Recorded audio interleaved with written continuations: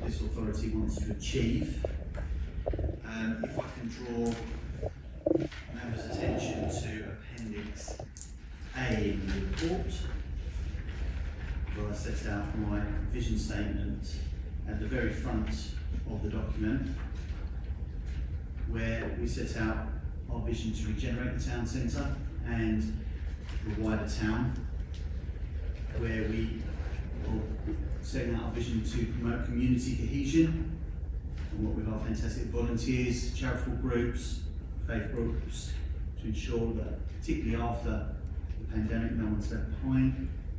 We'll be working to ensure that we're a more efficient council that works with and supports local businesses, protecting and investing in our much like discretionary services, because we recognise the vital part they play in the life of our town and how much they're loved by our residents and indeed by, I would say, everybody in this room. And so we're working flat out to make sure that they're protected and improved. We set out our plan to deliver an ambitious council house building programme, where we intend to deliver a greater number of council homes. Our commitment to Harlow North and the Harlow Gilston Town project is outlined in this document. We're also setting out our vision for making us a more efficient authority and making us a more low tax authority, but recognising that that will not come at the cost of our discretionary services. We support the levelling up agenda and the fact that we are pushing for prosperity for all, and that goes to the heart of our community engagement strategy, which was able to move by my colleague Councillor Charles a short while ago. It's underpinned by 4 strategic themes, which you'll see outlined on pages 23 through to 25. So we talk about how we wish to grow the economy, how we're going to achieve social cohesion, safeguarding our environment, which is key to what we do in our decision-making process, and we've put at the centre of our decision-making the need to move to net carbon emission by 2050. And again, we set out a 6-point plan on how we become a more efficient council. The document breaks down into each of the portfolio areas, where the portfolio holders have set out their vision for their particular portfolio, which is drawn from the overarching vision statement I've outlined, and is broken down into short, medium and long-term ambitions. Following that, there are strategic outcomes for each of the portfolio areas, so we have a point to measure against. And coming forward, following this will be a delivery plan that sits underneath this, which actually sets out how the officers will be delivering upon the strategies, the aims and overarching vision that this document outlines. So that's all I wish to say at the moment on corporate strategy. I'm going to take questions. Councillor Wills. Thank you, Chair. Bearing in mind you're promising to become a lower taxing efficient council, if you're promising to lower council tax year after year to become a financially efficient and a low tax authority, bearing in mind over the medium term financial strategy, the freeze on council tax is likely to cut around £500,000 from the budget. Perhaps you could talk us through how you intend to do this without any cuts to vital services. I think we had a similar discussion in the Cabinet previously, where Councillor Sword was trying to outline the point of an overarching document, where it doesn't get into the specific details. I think he used park benches as an example of where they should and shouldn't go, and that wasn't the point of the document. The point of this document is to set out our overarching vision, and it's to set out what we intend to achieve year on year. This doesn't go into the detail of how we will deliver that at the moment. That will come in future. This is, shall we say, a command. It gives us a steer to the officers of where we're going. So in terms of where we're going to find those year-on-year efficiencies, that's borne out. The idea of bringing the corporate strategy now is so that it is ahead of our medium-term financial strategy, which will be coming later in the year, so the two are inextricably linked. Too often in the past, corporate strategy has kind of come after the medium-term financial strategy has been reverse engineered. So we're trying to do things the right way around by bringing the corporate strategy first, being clear on what we want to achieve. The medium-term financial strategy comes next. That sets out the affordability, and then you get the more detailed budget.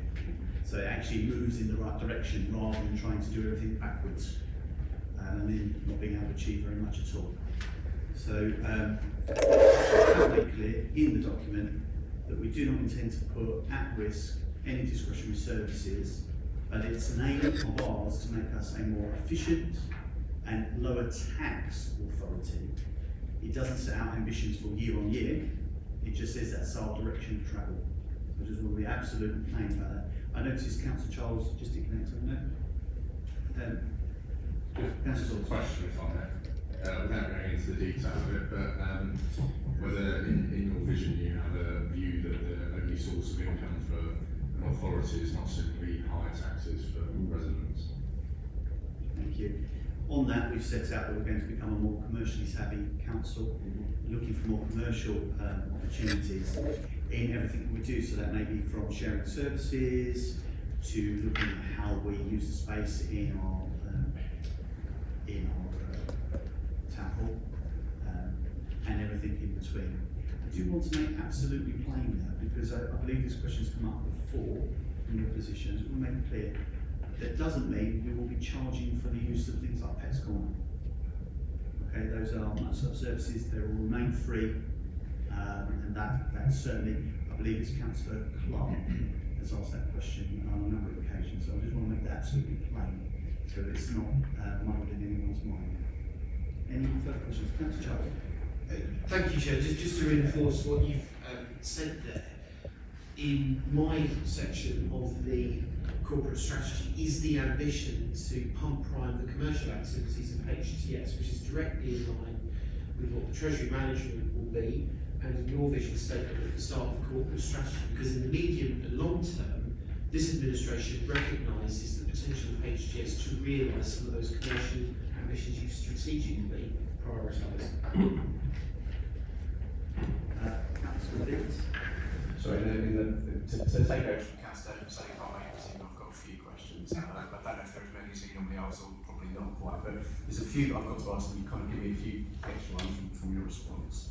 Obviously, you spoke in your response about looking for corporate opportunities. Well, part of that, and again, I appreciate you may not be able to detail at this stage, but would you consider looking at outsourcing of services if necessary?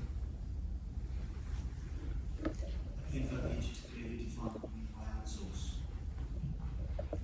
So, with services that we've got, for example, and just using an example, but near Manning, there's a good one, Playhouse, anything like that, would you be looking at private companies coming in to run those and taking over those services? I'm not saying essentially those services, but I'm asking what would your general point? It's certainly not something that's been discussed in our shop, and I think that any, if we were to look at any service, and certainly haven't had discussions around those ones, we would need to see what was right for the service. So it's very hard to come up with specific answers to your question, because, as I say, this is setting out the direction of travel. But I suppose the short-term answer to what you're saying is no, we've not considered it. Thank you. Councillor Charles would like to. Oh, sorry. Just again, just to follow on what the Chair has said, this administration, but previous administrations have embraced shared services with other local authorities, and actually that is, in terms of local government, something that has been deployed by many local authorities over the years, and is certainly something that we passionately advocate, because actually working with our neighbours not only makes sense politically, but also for those populations whereby you can achieve efficiencies by sharing those services that are important and critical to the delivery of those local communities. Thank you. So, I take it then, sorry, that in terms of the meat on the bones of this is the overarching, the actual meat on the bones of the detail. The first side of some of the detail will be in the budget next year. Is that correct? As I say, the direction of travel is to set out the vision, what you wish to achieve in the short, middle and longer term. then to have the MTFS aligned to those ambitions, is then to deliver the budget.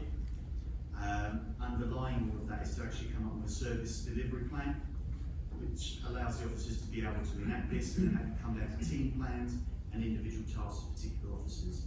So it's about setting that out, because if we don't do this, nobody really knows what we want to do. So that's the intention of this document. Obviously, just to say, obviously, page 41 of the document, I welcome the introduction of the governance portfolio. I recognise the importance of good governance in the council, and I wish Mr. Collies best luck in his role. Is this a recognition, Chair, that your predecessor got it wrong in removing the role in the first place? There's a difference of approach, but the vision to regenerate our town, to lower council tax, to regenerate our estates, to promote greater community cohesion, to protect the environment, to build more council homes. That vision is exactly the same. I think the phrase is there's more than one way to skin a cat, and I saw that this was a good use of my portfolio holder's skill set, and that's why I've decided to set out my cabinet as I have. That argument could be made of any leader at any time. I believe you may have set up your shadow cabinet slightly differently to your predecessor. At least I hope you have. And it was very different to one of the former leaders I see there and one of the former leaders you're talking on behalf of today. So we all have different ways of doing things, but the vision, one that we stood on back in May, very much the same, and we're moving forward with that. Councillor Charles. And what I would also say, Chair, this again complements the priority of a commercial approach, because the whole purpose of the governance brief is to look at how we deliver a procurement policy, one of the fundamentals of the governance brief. And if we are going to realise our commercial approach, we need to, in line with what the government is currently looking at in terms of wider procurement policy, recognise how we can achieve that, and also work with our supply chain partners to invest in the Harlow pound. Any further questions, councillors? Yeah, just one more still on the governance portfolio. Rob, you know, obviously I set my, and I've asked this partly what you just said. I mean, obviously I set my shadow team based on what how you set your portfolio. I just read on page 41 under the governance brief. It talks about you know, the thing we all agree on, which is climate change and the meeting the net zero emissions for council. Which, you know, as a previous administration, we went a long way to doing as well. I just wondered, is that now under the remit of the governance portfolio and moving away from the environment portfolio? I may have read it wrong, but I just wanted just general clarification. One of the biggest ways we can impact what we do on the environment is what we purchase, and the way we go about doing our business and the way we organise ourselves. And if we want that to cut across the entire organisation, it makes perfect sense to put that at the centre of governance so that it flows out and it goes across. If we leave it in one portfolio area, then we'll never achieve our aim to get to net zero by 2050. So it's at the centre of procurement. Procurement affects almost every single service across this organisation. So it's not so much that it sits just with governance, but governance allows it to be spread and permeate across the entire organisation. Do you have any further questions, Councillor? No, that's it. Thank you, Chair. I believe Councillor Harvey has some questions. Councillor Harvey, who are you standing in for today?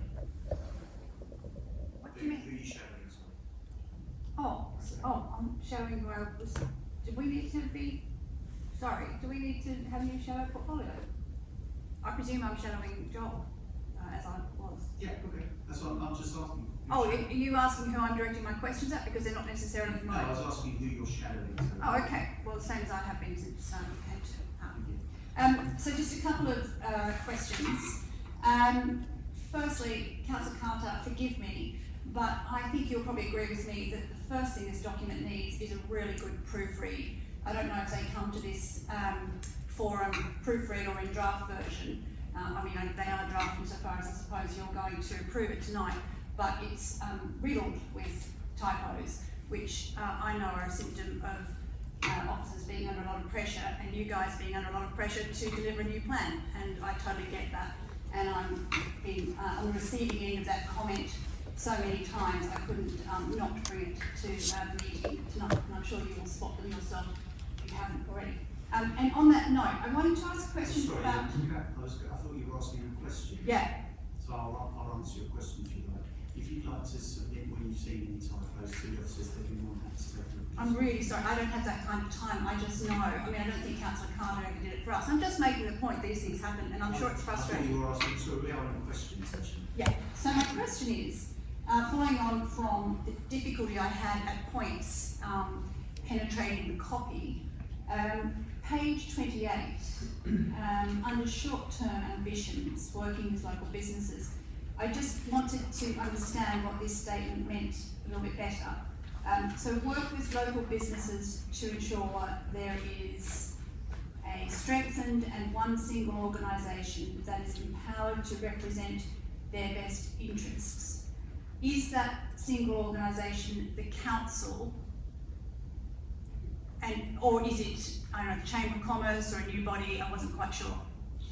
Yeah, so I was very pleased in the week to chair the business forum, and a vehicle that is being organised by the business community, which this council will support, because I think it's important to empower the business community to take the lead on these matters, and that we will support them. What is happening within the business community is they're organising themselves under one single banner. That's not for me to decide, it's for the business leaders in this town to carry that forward. So that was an acknowledgement in this on page 20. Forgive me for not clarifying that more, but it's because I couldn't take the lead on that, because the business leaders want to shape that new body to represent their interests, in particular to respond to the challenges that we faced over the last 2 years, particularly the challenges that our retailers who were talking to us at the business forum have been struggling with. So we want to, of course, support and empower that organisation, but it's for them to lead that and us to support them. So is there going to be a new organisation, a new entity created, or is it like a group that works together? As I said, it's not for me to prescribe. The business leaders want to shape that. We will support whatever entity the business leaders want to create. We're very much supportive of a single entity if that's what they want to do. But I think it's important for me not to prescribe what the business leaders want as their representation. We here as a council to support their endeavours. I would add to that, the reason why we're making this part of our corporate strategy is we see that having a strong local economy is vital to the levelling up. And the last time we were in administration, this authority actually got awarded the Friendly Business Award from Small Business from the Chamber of Commerce for the work that we did. And Yeah, sorry, Ross, I don't disagree for a second about the need to support businesses. That wasn't my question, so I just wanted to understand. Totally agree. I think it's terrific that you're doing that. This is a question. I did see when you said to Chris that there wouldn't be much to talk about or something when you open this up, was going to smile, because actually I see so much content which is extremely familiar, which is activity which has been long under development, and it's really sound, good work that this council is progressing, and it's great to see it continuing. There are, of course, some marked departures, and that's quite right too. And the one I observed was the same one that Chris did, is obviously that your commitment to being a low tax authority, which is terrific. If you can keep those services, I think that that's a really good ambition. I don't think I wouldn't argue with that being a positive thing for residents. My question is, and I think you will probably say this is about the detail, but my question was going to be, develop the commercial element of building control. Does that mean, just as a layperson, I just wanted to understand, does that mean that people will be seeking to generate revenue from the services we provide to people who are having planning and building works done? Is that going to change that kind of offer, or is it a different thing? Not entirely. It's looking at the whole way we offer that service and working with our local authority partners to see how we can make that more, should we say, commercially savvy and generate income. But further detail will come forward on that. There's a lot of work in progress around that at the moment, but it'd be too premature to give you the detail of that. Yeah, no, I understand. It's very clear that there is a direction of travel, and thanks for very loud and clear to me. Similarly, it's quite a big statement, the HTS Group commercial strategy, to talk about reimagining the direction of the group. It's a single sentence in the document, but that is quite a big ambition, and I wondered, are we going to see a new, business plan, business model? Is that the kind of ambition that we're talking about, or is it, yeah? Yeah, there's a whole raft of work that we'll be doing with HTS on a number of fronts, but I'll allow Councillor Charles to elaborate further on that. Take myself to answer the question. Thanks, Councillor Harvey. I think there are a number of things that have happened. I'm really pleased that the shareholder subcommittee approved the scoping paper for the business plan. At the last shareholder subcommittee, covered in the forward work plan, is the commitment to produce a full business plan in February.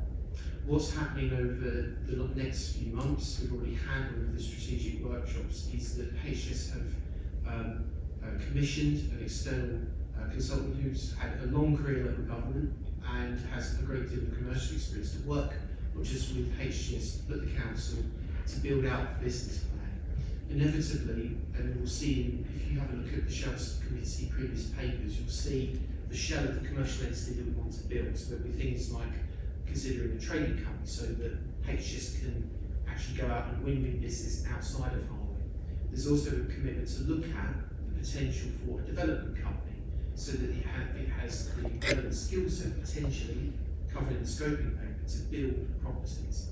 So the direction of travel is really positive. I have to say, Bob Davis has done an awful lot of work.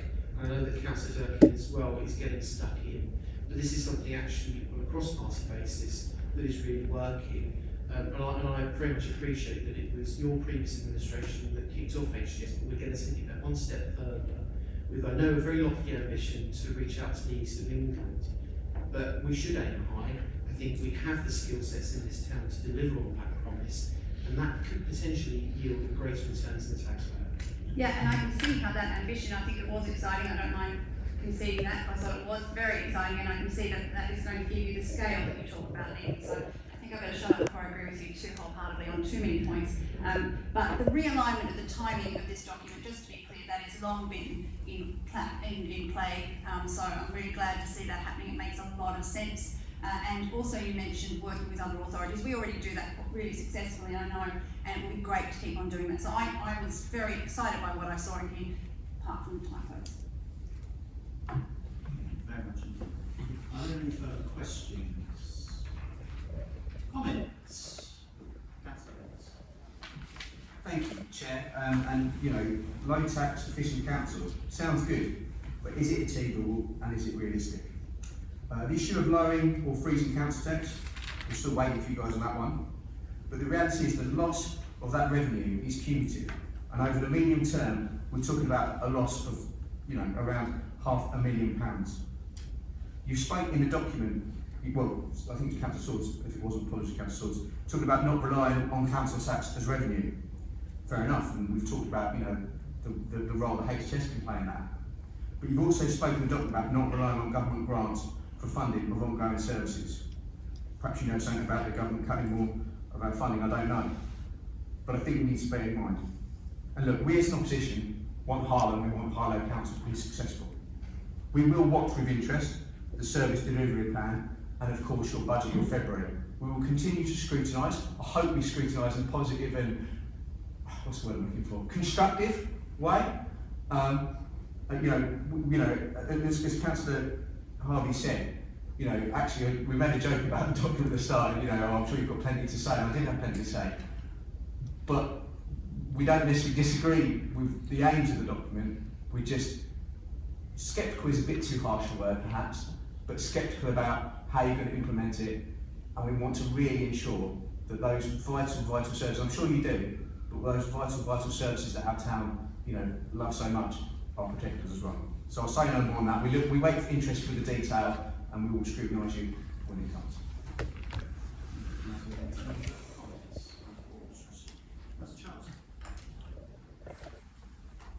Thank you, Chair. Look, I welcome this corporate strategy.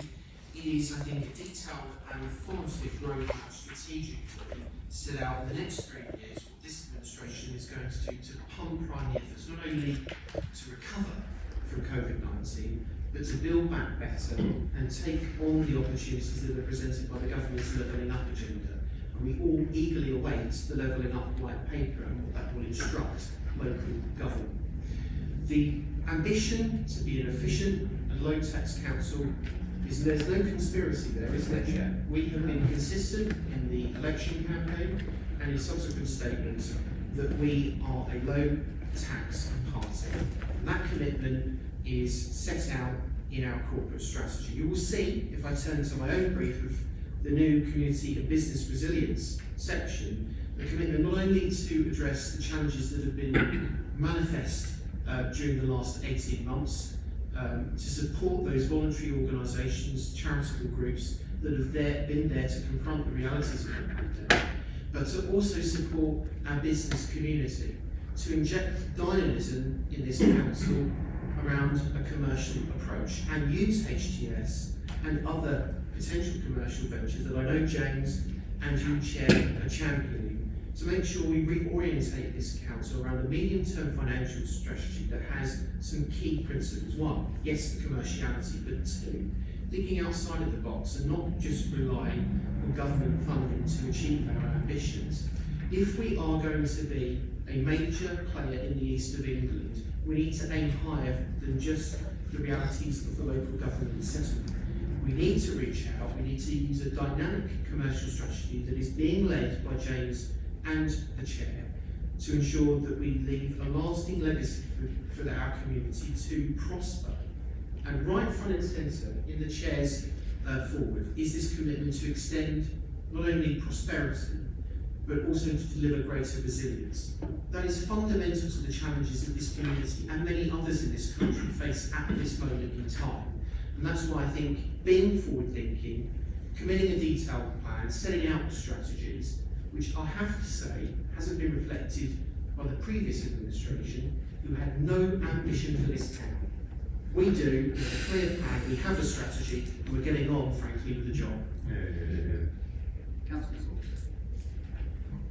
Well, thank you. This topic was widely scrutinised, I must admit, I was expecting, which I presume is because, as a few of you said, there is so much to welcome. I'm astounded that you would question an ambition to be a low tax authority, because if you don't have an ambition to be a low tax authority, what is the ambition to be a high tax authority?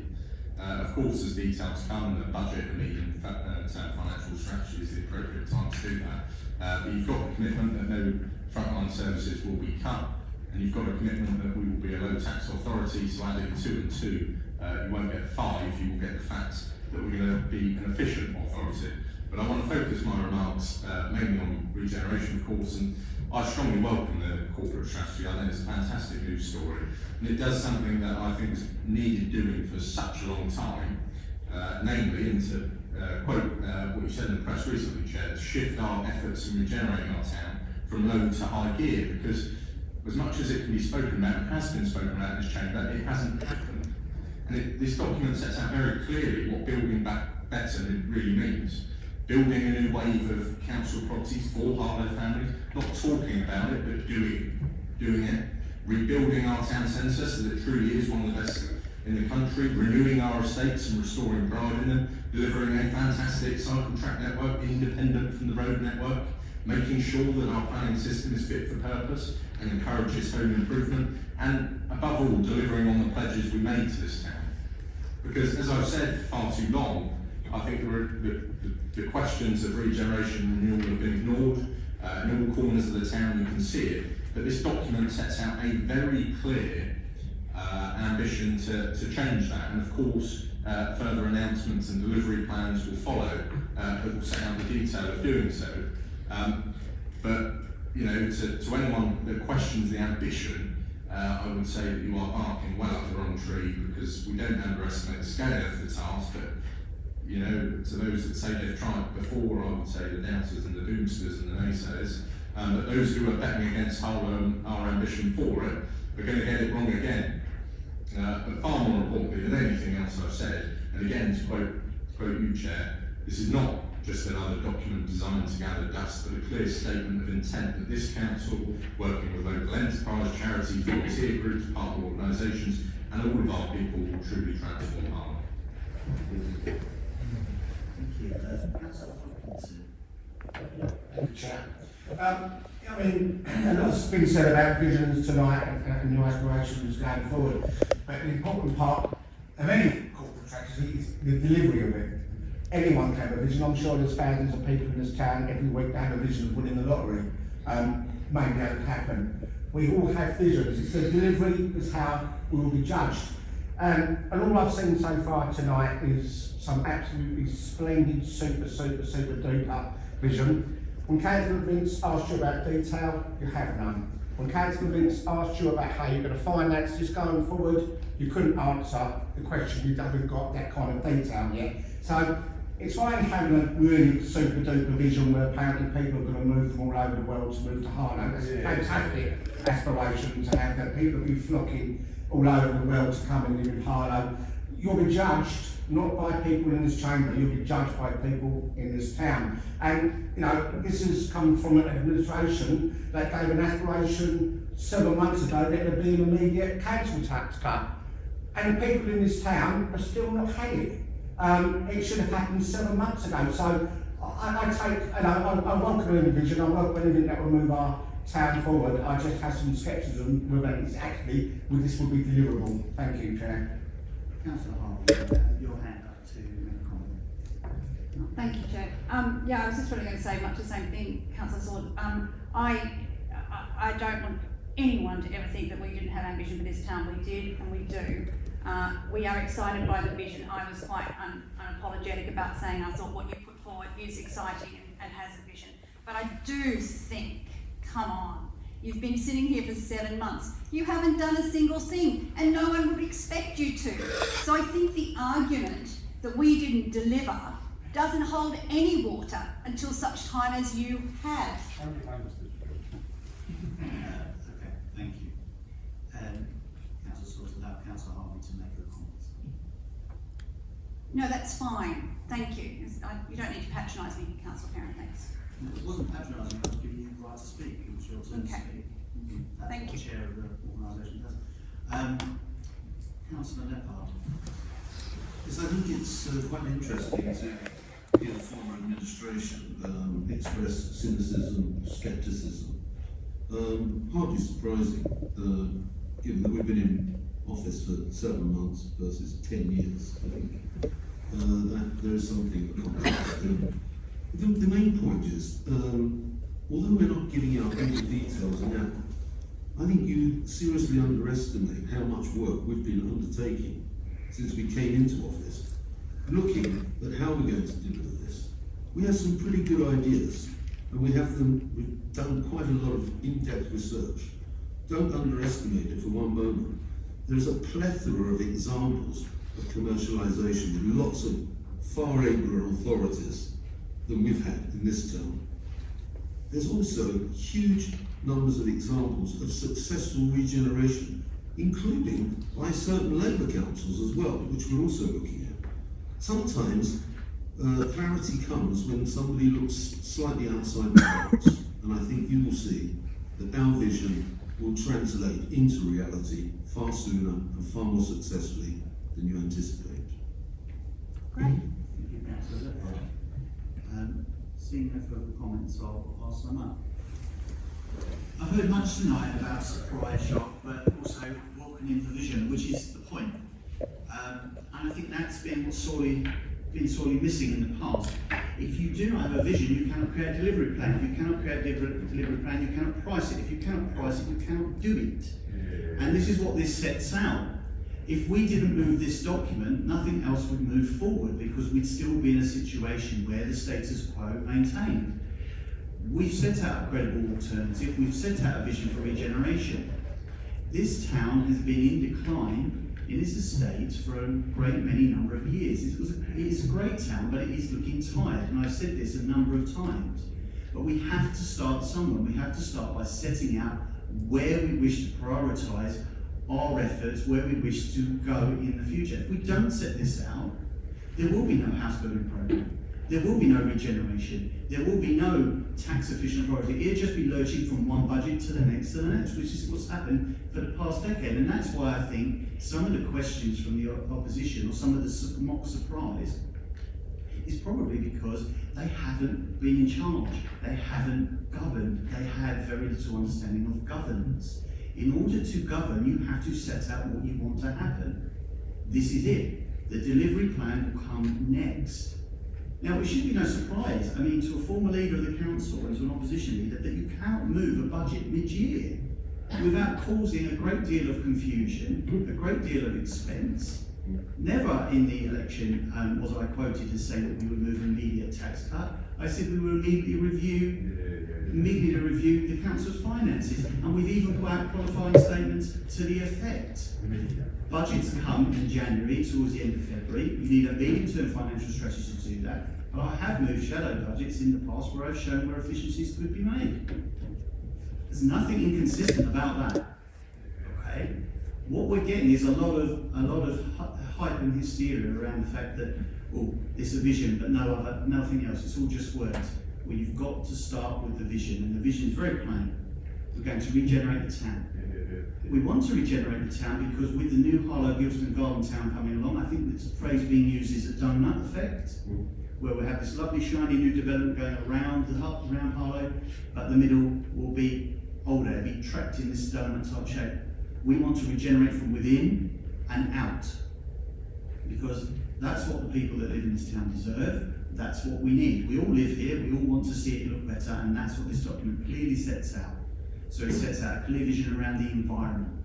It sets out that we want to regenerate our estates. It sets out the fact that we want to build more but better council homes.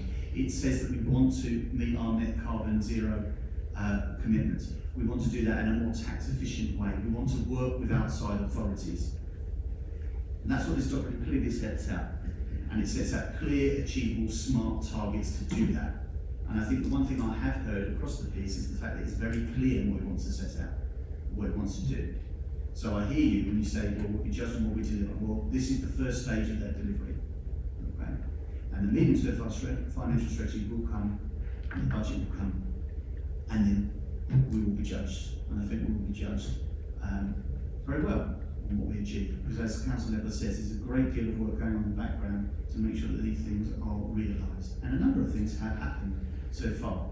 So we have pushed forward with the Equalities, Diversities and Inclusivity Policy, which under your previous administration was started. We have moved forward with the Community Resilience Strategy, which has 6 pillars there. We have moved forward in supporting our local businesses with grants. We have looked at supporting local sports outlets with the football grants that we've put out, and a whole host of other things besides. So it's not like we've been sitting around doing nothing, but this now sets out a clear strategic vision that we will deliver upon. And so to that end, I move to recommendations A and B. All those in favour? Great, thank you. Lovely, thank you.